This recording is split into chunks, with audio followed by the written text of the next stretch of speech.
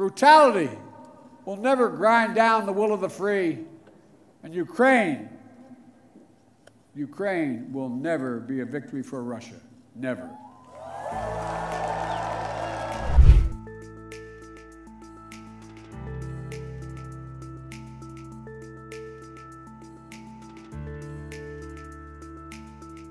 Next year, I will host every member of NATO for our 2024 summit in the United States.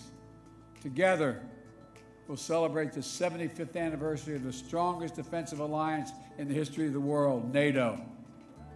And let there be no doubt, the commitment of the United States to our NATO alliance and Article 5 is rock solid. And every member of NATO knows it, and Russia knows it as well. An attack against one is an attack against all. It's a sacred oath.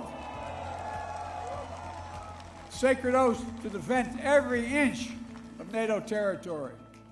He thought NATO would fracture and divide.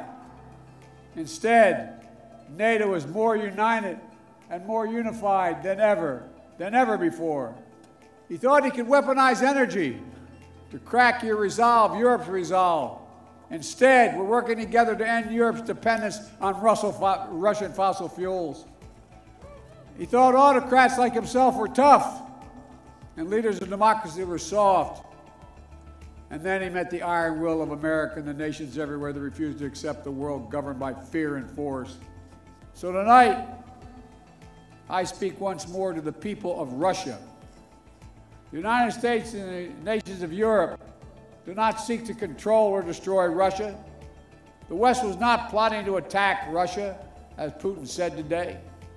And millions of Russian citizens who only want to live in peace with their neighbors are not the enemy. This war is never a necessity. It's a tragedy.